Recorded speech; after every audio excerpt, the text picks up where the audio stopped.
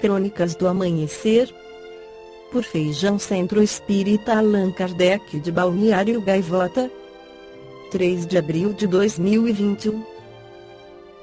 Judas, muito mais que um traidor, parte 3.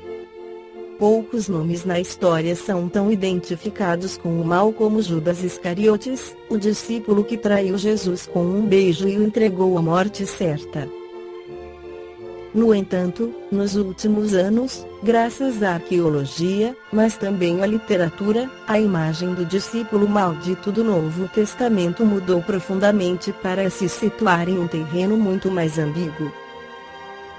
Como explica a professora de História Antiga na Universidade da Cantábria, Espanha, Mar Marcos, as diferentes tradições sobre Judas ilustram uma variedade de cristianismos na antiguidade que foi desaparecendo por causa da censura da Grande Igreja.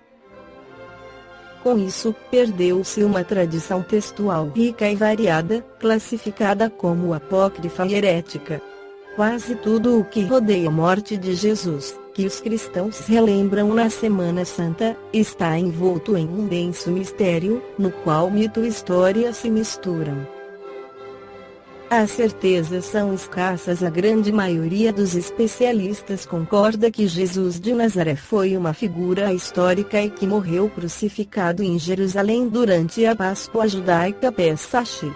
É mais do que possível que seus 12 discípulos também tenham uma base real, como, naturalmente, a conflituosa Palestina ocupada por Roma, na qual ocorreram os eventos e os confrontos entre os diferentes grupos judaicos.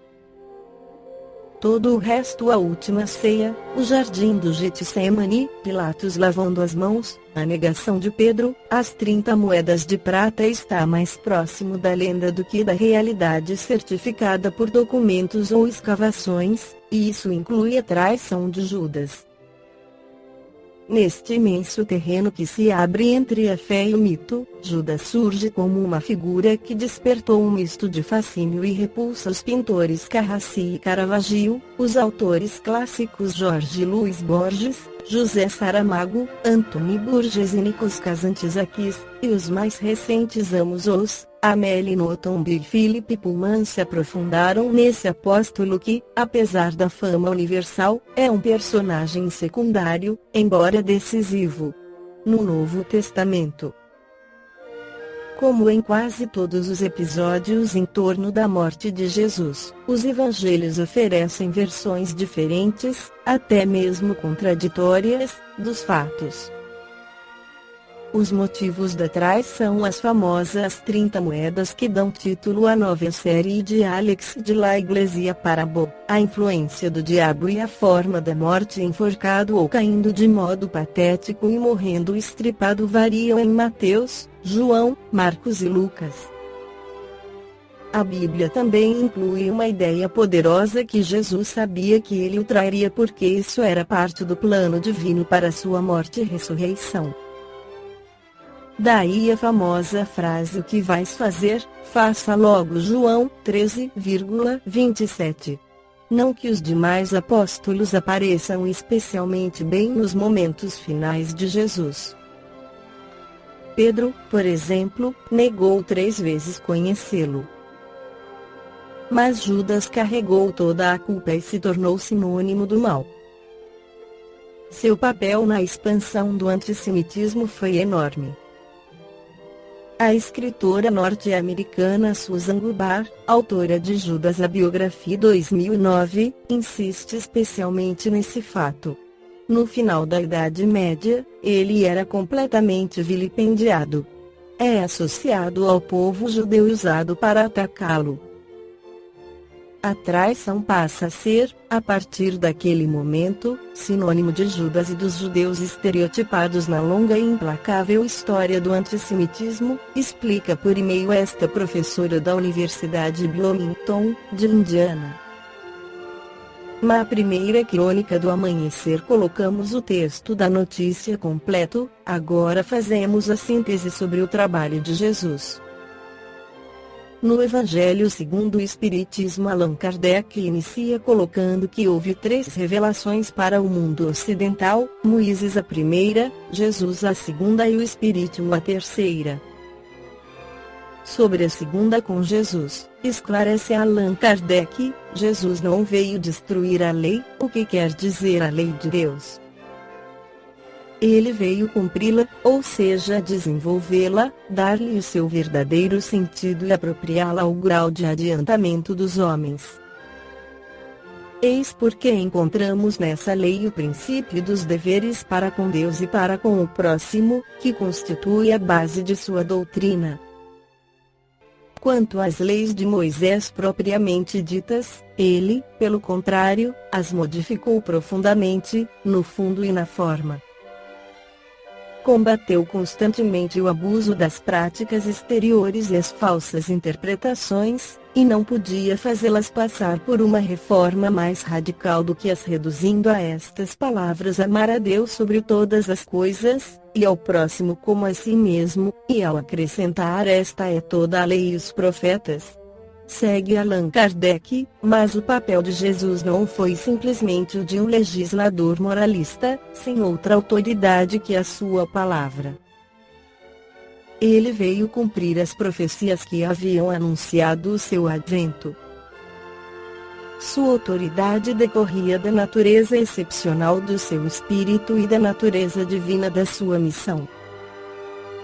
Ele veio ensinar aos homens que a verdadeira vida não está na terra, mas no reino dos céus, ensinar-lhes o caminho que os conduz até lá, os meios de se reconciliarem com Deus, e os advertir sobre a marcha das coisas futuras, para o cumprimento dos destinos humanos. Não obstante, ele não disse tudo, e sobre muitos pontos limitou-se a lançar o germe de verdades que ele mesmo declarou não poderem ser então compreendidas. Falou de tudo, mas em termos mais ou menos claros, de maneira que, para entender o sentido oculto de certas palavras, era preciso que novas ideias e novos conhecimentos viessem dar-nos a chave. Essas ideias não podiam surgir antes de um certo grau de amadurecimento do espírito humano. A ciência devia contribuir poderosamente para o aparecimento e o desenvolvimento dessas ideias. Era preciso, pois, dar tempo à ciência para progredir. Criados simples e ignorantes, optamos, contudo, em perambular pelos desvios que nos afastam do caminho do bem, a despeito das inúmeras oportunidades de elevação que nos são oferecidas. O ser humano, para ser feliz, necessita desprender-se da opressão que a vida material proporciona. A questão que se coloca, naturalmente, não é a do Cristo vir até nós, mas decidirmos, efetivamente, ir ao encontro do Cristo. Faz-se necessário, pois, que o ser humano priorize a sua felicidade, orientando-se pelo poder do amor. Assim, quando Jesus afirma: vinde a mim, todos os que estáis cansados e oprimidos, e eu vos aliviarei, destaca que a força do amor é a única capaz de produzir paz e alegria duradouras. O jugo do Cristo é o jugo do amor, que educa e promove o ser humano. Sob sua tutela, conhecemos e colocamos em prática a sua doutrina, que se resume na prática da caridade.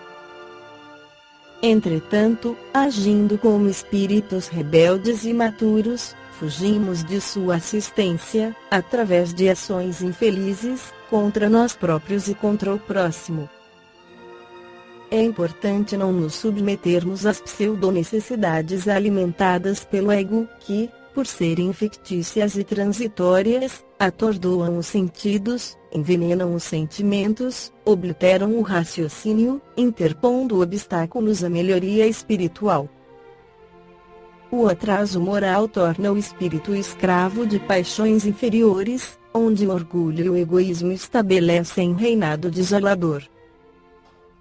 Libertos, porém, dos seus apelos inferiores, fazendo opção pelo amor do Cristo, constata-se que o seu jugo liberta e ampara por estar fundamentado no amor.